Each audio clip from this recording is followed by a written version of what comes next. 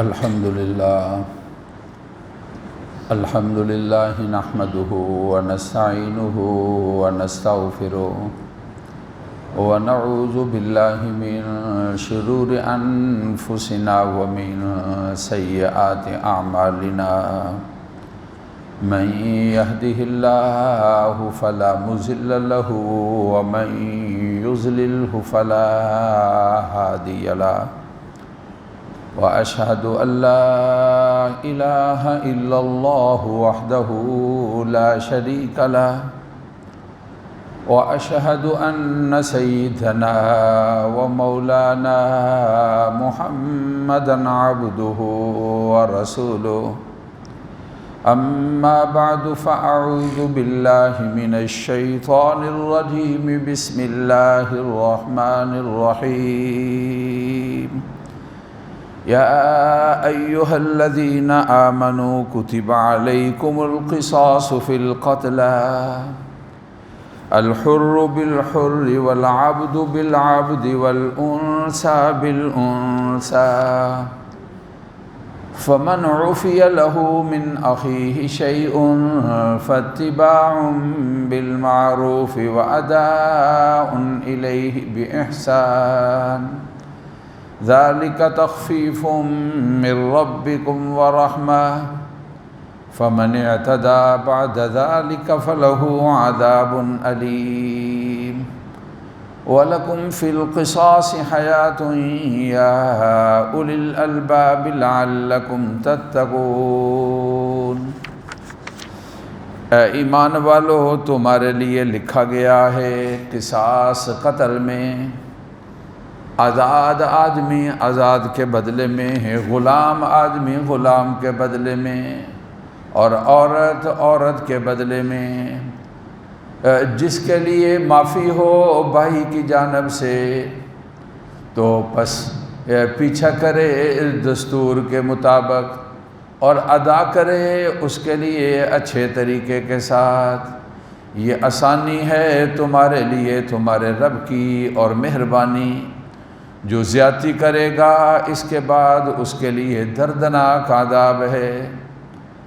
تمہارے لیے قصاص میں زندگی ہے اے اقروالو، تاکہ تم ڈرنے والے ہو جاؤ۔ صدق اللہ العظیم وبلغنا رسولہ النبی الکریم۔ واجب صد احترام معزز سامعین،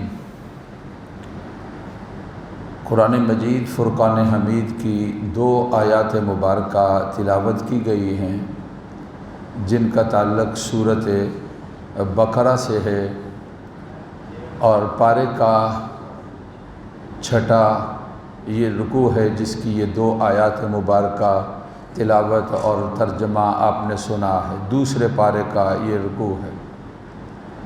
گزشتہ کئی جمعوں سے ہم مختلف جو بیانات چل رہے ہیں یا بیان ہو رہا ہے ان میں ہم نے عرض کیا تھا کہ قرآن مجید کے اندر اللہ تعالیٰ نے مختلف جگہوں پر اپنے بندوں سے، خاص بندوں سے خطاب کیا، اور خطاب کے اندر کہا ہے یا ایھا الذین آمنو، اے وہ لوگو جو ایمان لائے ہو۔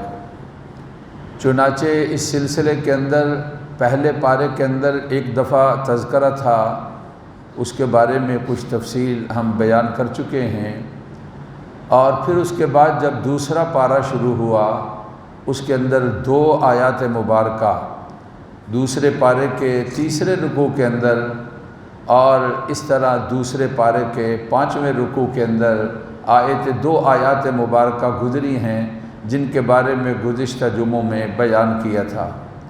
ایک میں یہ تھا کہ ایمان والو نماز کے ساتھ اور صبر کے ساتھ اللہ تعالیٰ سے مدد چاہو، اور ایک میں یہ تھا کہ اے ایمان والو پاکیزہ کھاؤ، وشکروا للہ، اپنے اللہ تعالیٰ کا شکر ادا کرو۔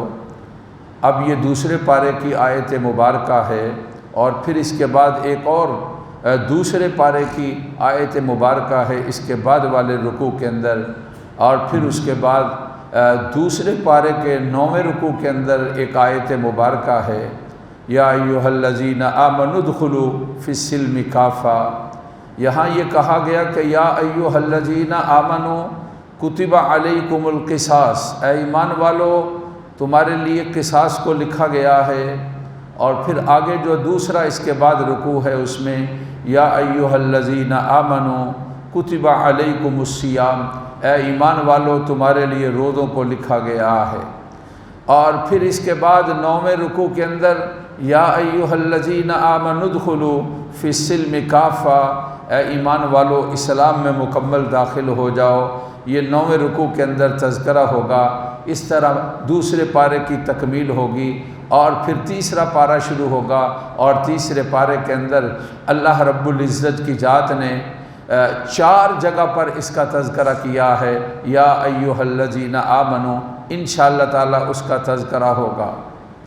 ہم اس کے بارے میں زیادہ تفصیل نہیں بیان کر رہے، اس لیے ہمارا مقصد تفصیلات نہیں، مختصر الفاظ کے ساتھ ہم نے اپنے ذہن کے اندر بات بٹھانی ہے، ہمارے اللہ ہم سے کیا خطاب کر رہے ہیں، اور ہمارے اللہ ہم سے کیا چاہتے ہیں، اور ہمارے اللہ تعالیٰ نے ہم سے کیا بیان کیا ہے۔ چنانچہ تلاوت شدہ آیات مبارکہ کے اندر اللہ تعالیٰ نے ہم کو یہ بتایا ہے کہ اے ایمان والو تمہارے لیے قصاص کو لکھا گیا ہے۔ قصاص کا معنی ہوتا ہے بدلہ۔ 3 چیزیں ہیں، حدود، قصاص اور تعزیرات، 3 چیزیں ہیں۔ یہ قوانین کے اندر، اور ایسے قوانین جن کے ساتھ انسانوں کی تکلیف کا اور انسانوں کو نقصان پہنچانے کا اور انسانوں کی جان کے اوپر حملہ کرنے کا کوئی تعلق ہے، تو اس کے ساتھ 3 طرح کے قانون لاگو ہوتے ہیں۔ ایک کو قصاص کہا جاتا ہے، اور ایک کو حدود کہا جاتا ہے، اور ایک کو تعزیرات کہا جاتا ہے۔ یہ 3 طرح کے اسلامی فوجداری، آپ کہہ لیں فوجداری جو قوانین ہیں، وہ 3 طرح کے شریعت مطہرہ نے قوانین بیان کیے۔ ایک وہ ہے جن کو قصاص، ایک وہ ہے جن کو حدود، ایک وہ ہے جن کو تعزیرات کہا جاتا ہے۔ حدود وہ ہیں جن کے بارے میں اللہ تعالیٰ نے 2 ٹوک بیان کر دیا کہ یہ آدمی جب کوئی کام کرے گا تو اس کے اوپر یہ حد جاری ہوگی، اور اللہ تعالیٰ نے اپنی کتاب کے اندر اور قرآن مجید کے اندر اس کا تذکرہ کر دیا ہے۔ چنانچہ حدود میں سے ایک حد یہ ہے کہ جب کوئی آدمی کسی کے ساتھ ڈکیتی کرتا ہے اور پکڑا جاتا ہے اور اس کا مال بھی نہیں جاتا، ڈاکو پکڑا گیا، تو کہا اس کی سزا یہ ہے کہ اس کا ایک ہاتھ کاٹ دیں گے اور ایک پاؤں کاٹ دیں گے۔ اب آپ سوچیں کہ اگر ڈاکوؤں کا یہ حالت ڈاکوؤں کے ساتھ کی جائے، یہ گلی بازاروں میں جو لوگ پکڑتے ہیں اور لوگوں سے لوٹتے ہیں اور لوگوں کے جان اور مال کے دشمن بنے ہوئے ہیں، اگر ان کو پتہ چل جائے، اگر ہمارا جرم ثابت ہو گیا تو ہمارے لیے یہ سزا ہے، اور پھر اور قیامت تک کے لیے اور جب تک کے لیے وہ زندہ رہے گا، دیکھنے والا یہ دیکھے گا کہ یہ ڈاکو تھا، اور اس کے لیے یہ سزا ہے کہ ایک ہاتھ کاٹا گیا ہے اور اس کی مخالف جانب سے اس کا پاؤں کاٹا گیا ہے، تو کیا کوئی پھر وہ یا کوئی اور جو ہے اس طرح کا عمل کرے گا؟ قرآن نے بیان کر کے یہ ارشاد فرمایا وَلَكُمْ فِي الْقِصَاصِ حَيَاةٌ يَا أُولِي الْأَلْبَابِ، جو اللہ تعالیٰ کے بنائے ہوئے قوانین ہیں ان پر عمل کرنا تمہارے لیے اے عقل والو زندگی ہے، اگر تمہیں اس کے بارے میں پتہ چل جائے۔ حدود میں سے ایک حد، صرف کوئی آدمی چپکے سے مال اٹھاتا ہے، چوری کرتا ہے تو اس کا ہاتھ کاٹ دیا جاتا ہے۔ تعزیرات وہ ہیں جن کے لیے حد مقرر نہیں ہے۔ تعزیرات ان کو کہا جاتا ہے جن جرائم کی اور فوجداری مقدمات کے اندر جن مجرموں کے لیے کوئی سزا اللہ اور اس کے رسول کی جانب سے مقرر نہیں ہے، وہ قاضی کے ذمے اور اس طرح جج صاحب کے ذمے ہیں۔ حالات حاضرہ کے لحاظ سے جو مناسب سمجھیں وہ ان کے لیے سزا کو مقرر کر دیں۔ کبھی جج صاحب یہ بھی کہتے ہیں کہ کوئی صاحب بڑے ہیں تو ان سے کہہ دیتے ہیں تمہاری سزا یہ ہے کہ 5 منٹ کے لیے عدالت کے اندر تم نے کھڑا ہو جانا ہے، اور ان لوگوں کے لیے ان کے منصب کے لحاظ سے یہ بھی بہت بڑی جو ہے وہ سزا ہوتی ہے۔ اور کبھی یہ کہا جاتا ہے جب تک یہ عدالت برخاست ہوگی اس وقت تک تمہارے لیے سزا ہے، تم نے یہیں بیٹھا رہنا ہے، تم نے باہر نہیں نکلنا ہے۔ بہرحال یہ قاضی کے ذمے اور جج کے ذمے ہیں، جو مناسب سمجھتا ہے مجرم کے لحاظ سے اس کو سزا دے دے، لیکن یہ سزا حد سے زیادہ نہیں ہونی چاہیے۔ جو تعزیرات ہیں وہ حدود سے نہیں بڑھیں گی، جو تعزیرات ہیں وہ حد سے کم ہوں گی، اور وقت کا قاضی اور جج جو ہے وہ مناسب سمجھے گا اور سزا دے گا، ان کو تعزیرات کہا جاتا ہے۔ اور تیسری قسم ہے ان کو قصاص کہا جاتا ہے، اس کا معنی ہوتا ہے بدلہ۔ قرآن مجید کے اندر اللہ تعالیٰ کا فرمان ہے وَكَتَبْنَا عَلَيْهِمْ فِيهَا أَنَّ النَّفْسَ بِالنَّفْسِ وَالْعَيْنَ بِالْعَيْنِ وَالْأَنْفَ بِالْأَنْفِ وَالْأُذُنَ بِالْأُذُنِ وَالسِّنَّ بِالسِّنِّ وَالْجُرُوحَ کے ساتھ تمہارے لیے یہ لکھا گیا ہے، جان کے بدلے میں جان ہے، آنکھ کے بدلے میں آنکھ ہیں، کان کے بدلے میں کان ہیں، اور ناک کے بدلے میں ناک ہیں، اور دانت کے بدلے میں دانت ہیں۔ کہا کہ یہ تمہارے لیے، اور اس طرح والجروح کے ساتھ جس طرح کا کوئی زخم کرے گا اس طرح کا اس سے بدلہ لیا جائے گا۔ یہ قرآن مجید کے اندر اللہ رب العزت کی ذات نے اس کو بیان کیا ہے۔ یہاں پر تلاوت شدہ جو آیات مبارکہ ہیں ان میں جو تیسری قسم ہے جس کو فوجداری مقدمات کے اندر جس کو قصاص کہا جاتا ہے، اللہ رب العزت کی ذات نے یہاں پر قصاص کا تذکرہ کیا ہے۔ آپ یوں کہہ لیں کہ قصاص کا معنی ہوتا ہے بدلہ لینا۔ اب کوئی انسان جب کسی دوسرے انسان کو نقصان پہنچاتا ہے اور اس کی حد یہ ہے کہ وہ اس کو قتل کر دیتا ہے اور اس کی جان کا دشمن بن جاتا ہے اور اس کی جان نکال دیتا ہے، تو یہ دنیا کے اندر یہ بہت بڑا جرم ہے۔ تو اس کے بارے میں حکم یہ ہے کہ جو آدمی کسی انسان کو قتل کرتا ہے، فرمایا رسول اللہ صلی اللہ علیہ وسلم نے ایک موقع پر ارشاد فرمایا کہ اللہ کی ذات پر یہ زمین و آسمان، یہ دنیا، اس کا ختم کر دینا یہ زیادہ آسان ہے اس سے کہ کسی ایک ایمان والے آدمی کو بلا وجہ جو ہے کوئی انسان قتل کر دے۔ یہ اللہ رب العزت کے ہاں جتنا بھاری ہے، پوری دنیا ختم کر دی جائے وہ آسان ہے ایک مسلمان کے قتل کرنے، بلا وجہ قتل کرنے سے۔ رسول کریم صلی اللہ علیہ وسلم کی ذات اقدس نے ارشاد فرمایا ہے، ایک حدیث مبارکہ کے اندر ہے، آپ نے ارشاد فرمایا اجتنبوا 7 الموبقات، لوگوں 7 کام انسان کو تباہ کرنے والے اور حرام اور وہ انسان کو برباد کرنے والے ہیں، اپنے آپ کو ان 7 کاموں سے بچا لو۔ ان میں سے ایک آپ نے ارشاد فرمایا قتل النفس التي حرم اللہ الا بالحق، کسی انسان کو ناحق قتل کر دینا۔ فرمایا رسول اللہ صلی اللہ علیہ وسلم نے یہ اس مقتول کو قتل کرنا نہیں ہے، یہ اپنے کو تباہ کرنا ہے اور اپنے کو برباد کرنا ہے۔ آپ یہ اندازہ لگائیں کہ قرآن مجید کے اندر کتنے سخت الفاظ ہیں۔ کیا من قتل نفسا بغیر نفس او فساد فی الارض فکأنما قتل الناس جميعا، جو کسی ایک انسان کو بلا وجہ قتل کرتا ہے ایسا ہے پوری انسانیت کو قتل کرتا ہے۔ اس لیے کہ ایک انسان کی قتل کی نحوست پوری انسانیت پر پڑتی ہے، اور ایک انسان کا قتل ہو جانا اس کے اثرات پوری انسانیت پر پڑتے ہیں، قوموں کے اندر، برادریوں کے اندر، پارٹیوں کے اندر اور ملکوں کے اندر پھر اس کے اثرات جاتے ہیں۔ یہ انسانیت کا قتل ہے۔ اللہ رب العزت کی ذات نے اس کے بارے میں یہ ارشاد فرمایا ہے۔ ایک حدیث مبارکہ کے اندر ہے رسول اللہ صلی اللہ علیہ وسلم نے فرمایا جس نے کسی کو قتل کیا، قیامت کے دن اس کی یہ پیشانی پر لکھا ہوگا کیا کہ یہ وہ آدمی ہے جس کے لیے آئس من رحمت اللہ، یہ وہ آدمی ہے جس کے لیے اللہ تعالیٰ کی کوئی مہربانی نہیں ہے اور اللہ تعالیٰ کی رحمت نہیں ہے، اس نے ایک انسان کو قتل کر دیا ہے۔ آج بھلا کیوں قتل کر دیا جاتا ہے کہ میں جا رہا تھا مجھے راستہ نہیں دیا، میں جا رہا تھا پیچھے میں نے ہارن لگایا اور اس نے مجھے راستہ نہیں دیا اور نیچے اترا اور اس کو قتل کر دیا، میری بات کو نہیں مانا اور قتل کر دیا۔ میری تابعداری نہیں کی، قتل کر دیا۔ کتنے ہولناک قسم کے واقعات اور کتنے خوفناک قسم کے واقعات ہیں۔ جب کوئی انسان اس کے بارے میں ذرا غور کرتا ہے تو انسان کے لیے شرمندگی کے علاوہ کچھ نہیں ہوتا ہے کہ یار کیا وجہ تھی، کیا سبب تھا، اور اس کے لیے کیا چیز تھی کہ ایک انسان کو بلا وجہ قتل کر دیا گیا ہے۔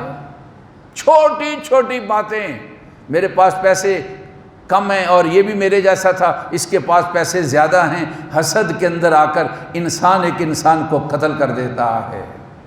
اس کے بچے سمجھدار ہیں اور میرے بچے سمجھدار نہیں، حسد کے اندر آ کر ایک انسان دوسرے انسان کو قتل کر دیتا ہے۔ فرمایا رسول اللہ صلی اللہ علیہ وسلم نے اگر پوری انسانیت، زمین والے اور آسمان والے سارے کسی ایک انسان کے قتل کے اندر شریک ہو جائیں تو اللہ تعالیٰ سب کے سب لوگوں کو دوزخ کے اندر داخل کریں گے۔ پاک پیغمبر صلی اللہ علیہ وسلم کی ذات اقدس نے ارشاد فرمایا ہے۔ اس لیے فرمایا کہ 7 چیزیں جو بندوں کو تباہ کرنے والی ہیں اور برباد کرنے والی ہیں، ان میں سے ایک کسی انسان کا ناحق قتل کرنا ہے۔ آپ صلی اللہ علیہ وسلم کی ذات اقدس نے یہ ارشاد فرمایا کہ اپنے آپ کو ان تباہ و برباد کر دینے والے جو کام ہیں، اپنے آپ کو ان سے بچا لیا جائے۔ اگر کوئی آدمی ایک کلمہ، یعنی کسی قتل کے اندر اس نے صرف ایک بول بولا تھا اور کچھ نہیں کیا، صرف ایک بول بولا تھا، اس نے زبان سے قاتل کی مدد کرتے ہوئے ایک لفظ بولا تھا، اس کو قیامت تک کے لیے آگ میں ڈال دیا جائے گا۔ رسول پاک صلی اللہ علیہ وسلم نے فرمایا ایک لفظ بولنے والا قیامت کے دن یہ کہا جائے گا اس کے لیے اللہ تعالیٰ کی مہربانی نہیں ہے، اس لیے کہ اس نے قاتل کے ساتھ جو ہے معاونت کی ہے اور قاتل کی اس نے مدد کی ہے۔ آج ذرا سی بات ہوتی ہے، اس کے پاس دولت زیادہ ہے، لالچ آتی ہے، بچہ اغوا کر لیا جاتا ہے، قتل کر دیا جاتا ہے، بندے کو لیا جاتا ہے، اس کو قتل کر دیا جاتا ہے۔ قرآن نے ارشاد فرمایا کہ جو بغیر کسی وجہ کے قتل کرے گا فَكَأَنَّمَا قَتَلَ النَّاسَ جَمِيعًا، وہ اس طرح ہوگا جس طرح کہ اس نے ساری کی ساری انسانیت کو قتل کر دیا ہے۔ تو میں نے کیا عرض کیا، تو قرآن مجید کی اس آیت مبارکہ کے اندر اللہ تعالیٰ نے یہ ارشاد فرمایا یا ایھا الذین آمنوا کتب علیکم القصاص، اے ایمان والو تمہارے لیے بدلہ، قصاص اس کا ہماری زبان میں ترجمہ ہے بدلہ، تمہارے لیے بدلہ جو ہے وہ مقرر کیا گیا ہے۔ لیکن یہ بدلہ کب ہوگا؟ خود نہیں لینا ہے، اس کے لیے یہ اسلام ایک منظم ضابطۂ حیات ہے۔ میں ہی قاضی بن جاؤں اور میں ہی جج بن جاؤں اور میں ہی عمل کرنے والا جلاد بن جاؤں، اسلام اس کی ہرگز اجازت نہیں دیتا ہے کہ آدمی خود ہی۔ ایک آدمی نے کہا میں کہیں سفر پر تھا، واپس گھر آیا تو میرے گھر میں کوئی غیر آدمی میری بیوی کے ساتھ ہے، میں نے اس کو قتل کر دیا، تو پھر آپ نے فرمایا کہ تجھے قتل کر دیا جائے گا، تجھے قتل کر دیا جائے گا، اس لیے کہ جرم کے ثبوت کے لیے ایک ضابطہ ہے، اور جرم اس ضابطے اور طریقے کے مطابق جب ثابت ہوگا تو پھر جو مجرم ہے اس کے اوپر جو قاعدہ اور قانون ہے اس کے مطابق سزا دی جائے گی، نہ یہ کہ میں اور آپ خود ہی جج بنیں اور خود ہی یعنی الزام لگائیں اور پھر خود ہی جج بنیں اور خود ہی فیصلے کریں اور خود ہی پھر آنن فانن جو ہے اس کے اوپر عمل درآمد ہو جائے۔ سیالکوٹ میں کیا ہوا تھا سری لنکا کے آدمی کے ساتھ؟ جو کالخ ہمارے چہرے پر لگی ہے، سیالکوٹ میں ہم نے کیا کر دیا؟ اس کی تحقیقات ہوئی ہے، کیا ہوا؟ ایک اشتہار تھا لگا ہوا، اس بیچارے کو پتہ نہیں تھا اشتہار اتارا ہے یا نہیں اتارا ہے۔ کچھ لوگ کہتے ہیں ویسے ہی وہ سخت آدمی تھا اور مینیجر تھا اور سخت آدمی تھا اور کام جو ہے وہ سختی سے لیتا تھا، اپنے منصب اور عہدے کا وہ بڑا مخلص آدمی تھا، تو بدلہ لینے کے لیے ایسا ہی اس کے ذمہ لگا دیا، دیکھو جی اس نے توہین رسالت کی ہے، الزام لگایا، آنن فانن الزام لگایا، اور پھر الزام لگا کر اس کے پیچھے پڑ گئے، اعلان کر دیا کہ ایک مجرم آ گیا، ایک ملزم آ گیا، اور پھر اس کا فیصلہ کر دیا، اور پھر آنن فانن اس فیصلے کے اوپر عمل درآمد ہو گیا۔ اللہ کے بندو، اس طرح شریعت مطہرہ کسی کو اجازت نہیں دیتی ہے۔ قصاص اور بدلہ اس کا ضابطہ اور قانون ہے۔ پہلے تو جرم ثابت ہوگا تو اس کا ایک ضابطہ اور قانون ہے، اور پھر جرم کے اوپر عمل جو سزا ہوگی اس کا ایک ضابطہ اور قانون ہے، اور پھر اس کے اوپر عمل درآمد ہوگا اس کا ضابطہ اور قانون ہے۔ کوئی آدمی اپنے ہاتھ میں قانون لے لے، نہ اللہ اس کی اجازت دیتا ہے، نہ اللہ کے رسول صلی اللہ علیہ وسلم کی ذات اقدس اس کی اجازت دیتے ہیں۔ ہم خود ہی کسی کے اوپر الزام لگاتے ہیں کہ یہ آدمی فلاں توہین کا مرتکب ہو گیا، اور یہ آدمی فلاں جرم کا ارتکاب کر دیا، اور خود ہی فیصلہ کریں؟ نہیں، اس کے لیے ایک قاعدہ ہے اور اس کے لیے ایک ضابطہ ہے۔ شریعت مطہرہ اس کی اجازت نہیں دیتی ہے۔ پھر بات ہوتی ہے اور یعنی جرم کس کا ہے اور سزا کسی کو دی جا رہی ہے، مجرم کون ہے اور سزا کسی کو دی جا رہی ہے۔ شریعت مطہرہ اس کی ہرگز اجازت نہیں دیتی ہے۔ ہاں میرے بھائی، بدلہ لینا بھی ہوتا ہے، لیکن معافی جو ہے اس کا بھی قرآن نے ساتھ تذکرہ کر دیا۔ اگر کسی سے غلطی ہو گئی اور اب وہ شرمندہ ہے اور وہ معافی چاہتا ہے تو معاف کر دینا اس کا بھی بڑا درجہ اور رتبہ اور بڑا مقام ہے۔ آج ہمارے ہاں نہ برداشت ہے، نہ ہمارے ہاں معافی ہے، نہ ہمارے ہاں حلم ہے، نہ ہمارے ہاں درگزری ہے۔ حالانکہ جن کے نام پر ہم خوشیاں مناتے ہیں اور جن کا مہینہ ہم مناتے ہیں، یعنی آقائے دو جہاں سرکار دو جہاں صلی اللہ علیہ وسلم کی تعلیمات، ان کی تعلیمات کا ایک اہم پہلو اور نمایاں پہلو کیا ہے؟ اللہ رب العزت کی ذات نے ان کو سارے انسانوں کے لیے رحمت بنا کر بھیجا ہے۔ آپ صلی اللہ علیہ وسلم نے زندگی بھر جس نے بھی آپ کو تکلیف دی ہے، آپ نے پوری زندگی جس نے بھی آپ کو تکلیف دی ہے، آپ صلی اللہ علیہ وسلم نے ان سے بدلہ نہیں لیا ہے، اور بلکہ رسول پاک صلی اللہ علیہ وسلم نے ان کے لیے معافی کا اعلان کیا ہے۔ مکے والوں نے کتنی تکلیف دی تھی۔ آپ نماز پڑھ رہے ہوتے، یہ کپڑا لا کر گلے میں ڈالتے اور اس کو بل دیتے، اور پھر اس طرح آپ کا گلا اور اس طرح رگیں باہر آ جاتی، اور صدیق اکبر آئے تو کہا اتقتلون نفس ان یقول ربی اللہ، ہے ایک آدمی کو صرف اس لیے قتل کرنا چاہتے ہو کہ انہوں نے کہا کہ ہمارا رب صرف ایک اللہ رب العزت کی ذات ہے۔ آپ نماز پڑھ رہے ہیں، اونٹ کی اوجر لا کر جو ہے، اور وہ آپ کے جب سجدے میں گئے تو وہاں پر آپ کی پشت کے اوپر رکھ دیا۔ بہت وزنی ہوتی ہے اونٹ کی وہ اوجر، گندی بھی، اور آپ کے لیے اٹھنے میں دقت ہے۔ بیٹی فاطمہ چھوٹی سی، وہ بھاگتی ہوئی آتی ہے اور اس کو دھکیلتی ہے بیچاری بمشکل۔ ایسے جو مجرم تھے، نبی پاک صلی اللہ علیہ وسلم، مکے والے یہ سمجھتے تھے جب مکہ فتح ہوا، جو ہم نے ظلم کیا، جو ہم نے زیادتیاں کی، اور جو ہم نے ان کے ساتھ ان کے ستم کیا، اور ان کو ہم نے مکہ میں نہیں رہنے دیا، آج یہ ہمارے ساتھ کیا پتہ نہیں کریں گے اور ہم سے کس طرح چن چن کر بدلہ لیں گے۔ آپ صلی اللہ علیہ وسلم نے ارشاد فرمایا، قرآن کی آیت مبارک، جس طرح حضرت یوسف نے اپنے بھائیوں سے کہا تھا، لا تثریب علیکم اليوم، آج تم سے کوئی بدلہ نہیں لیا جائے گا۔ جنگ کا موقع ہے اور جنگ کے ساتھ مکہ کو فتح کیا جا رہا ہے۔ کہا جس نے اپنا دروازہ بند کر لیا اس کا دروازہ نہیں توڑا جائے گا، اور کہا کسی عورت کی طرف ہاتھ نہیں اٹھایا جائے گا، کہا کسی بچے کے اوپر ہاتھ نہیں اٹھایا جائے گا، کہا کسی بوڑھے کے اوپر ہاتھ نہیں اٹھایا جائے گا، کہا کسی مذہبی پیشوا کے اوپر ہاتھ نہیں اٹھایا جائے گا۔ آج بڑے بڑے دین کے دعوے دار بچوں سے بدلہ لیتے ہیں، دین کے دعوے دار مذہبی لوگوں سے بدلہ لیتے ہیں۔ کہاں دعویٰ ہے اور کہاں یہ معاملات ہیں؟ ربیع الاول کا مہینہ مجھے اور آپ کو نبی کریم صلی اللہ علیہ وسلم کی سیرت کا یہ بھولا ہوا باب اور آپ کی سیرت کی یہ بھولی ہوئی باتیں جن کو ہم نے چھوڑ دیا ہے، ربیع الاول کا مہینہ ہمیں سکھاتا ہے اور بتاتا ہے، اللہ کے نبی کے نام لینے والوں، تم تو اپنے بھائیوں کو معاف نہیں کرتے، اللہ کے نبی نے تو اپنے جان کے دشمنوں کو معاف کر دیا تھا۔ واشی جو تھے انہوں نے حضرت حمزہ کو شہید ہی نہیں بلکہ سینے کو چاک کیا اور آپ سینے سے دل نکال لیا، اور اس طرح لاش کی بے حرمتی کی۔ اور جب معافی کے لیے آئے تو آپ نے کہا واشی مجھے تکلیف بہت ہے لیکن تمہیں معاف کر دیا، ادھر بیٹھ جاؤ، اس کو ایک طرف بٹھا دیا۔ سکا بھائی ہے، کوئی وجہ نہیں ہے، معافی کے لیے تیار نہیں ہے۔ ہمارے دلوں کے اندر اس طرح کی گھڑیں بن چکی ہیں۔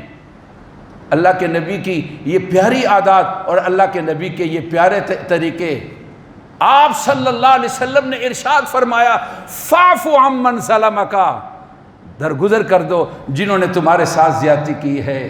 آج کا ہمیں لیڈر بھلا کیا سکھاتا ہے؟ ہم نے اینٹ کا جواب پتھر سے دینا ہے۔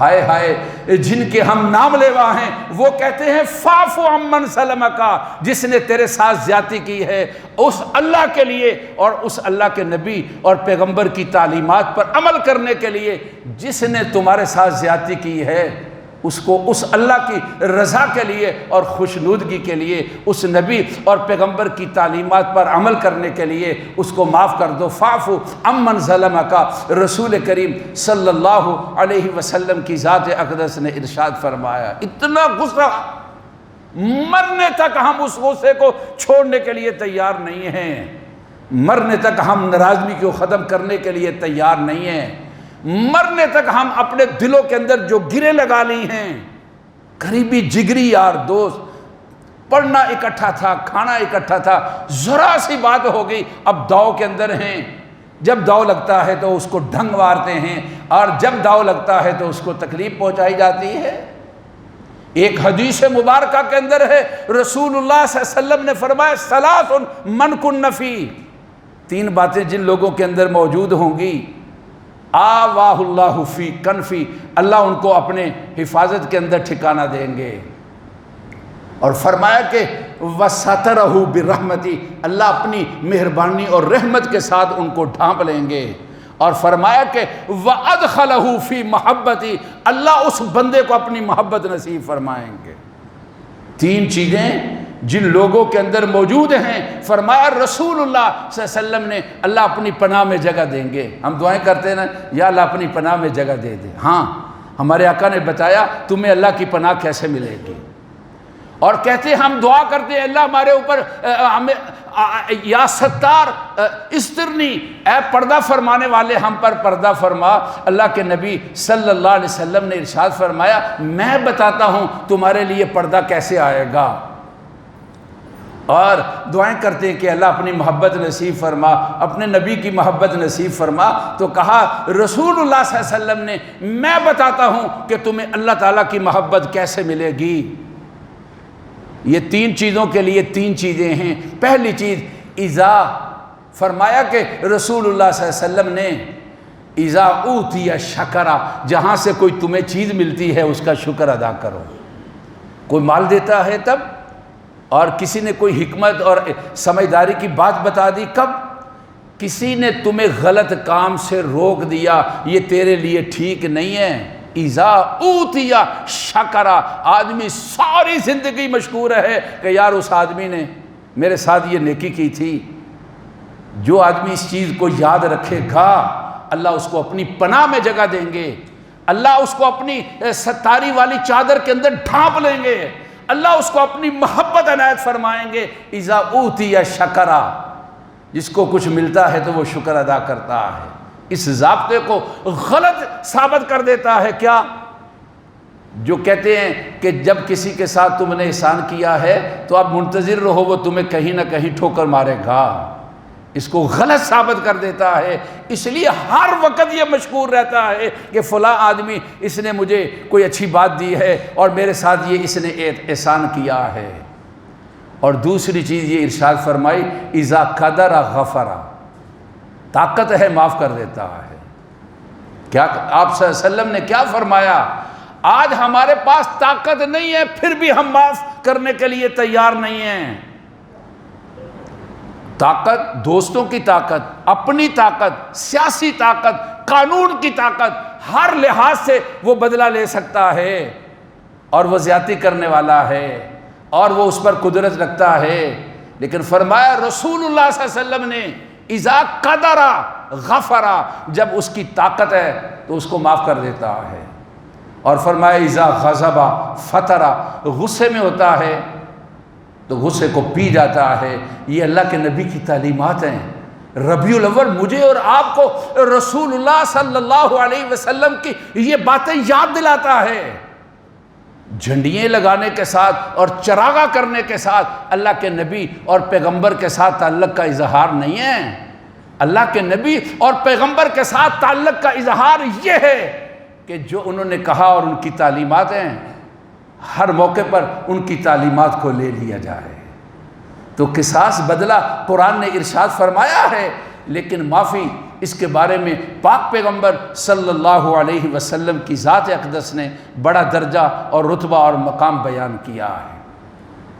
ہم بات کیا کر رہے ہیں کئی جمعوں سے کہ قرآن کے اندر اللہ تعالیٰ نے کئی جگہ پر اپنے بندوں سے خطاب کیا، اور خطاب کے الفاظ یہ ہیں یا ایھا الذین آمنوا۔ پہلا پارہ ختم ہوا اور یہ دوسرا پارہ ہے، اس کا دوسرا پاؤ ہے، اس کے اندر یا ایھا الذین آمنوا کتب علیکم القصاص فی القتلى الحر بالحر والعبد بالعبد والانثى بالانثى۔ جو آدمی قاتل ہے بدلے میں اسی کو قتل کیا جائے گا۔ غلام نے قتل کیا تو آزاد نہیں، عورت نے قتل کیا تو اس کے بدلے میں کسی مرد کو نہیں، جو قاتل ہے اس کو ہی قتل کیا جائے گا۔ اور پھر کہا کہ وَلَكُمْ فِي الْقِصَاصِ حَيَاةٌ يَا أُولِي الْأَلْبَابِ، یہ جو قصاص والا قانون ہے اس پر عمل درآمد کرو گے تو اس کے اندر تمہارے لیے زندگی ہے۔ اللہ تعالیٰ مجھے بھی اور آپ کو بھی رسول پاک صلی اللہ علیہ وسلم کی سچی محبت نصیب فرمائے، آپ کا تابع دار بنائے اور تعلیمات عمل کرنے والا بنائے۔ اللہ تعالیٰ معاشرے کے اندر جتنی برائیاں ہیں اور جتنی بے دینی والی باتیں ہیں اللہ خاتمہ کر دے، مریضوں کو صحت دے دے، پریشانیاں دور فرما دے۔ ربنا تقبل منا انک انت السمیع العلیم، سنتے ادا فرما دے۔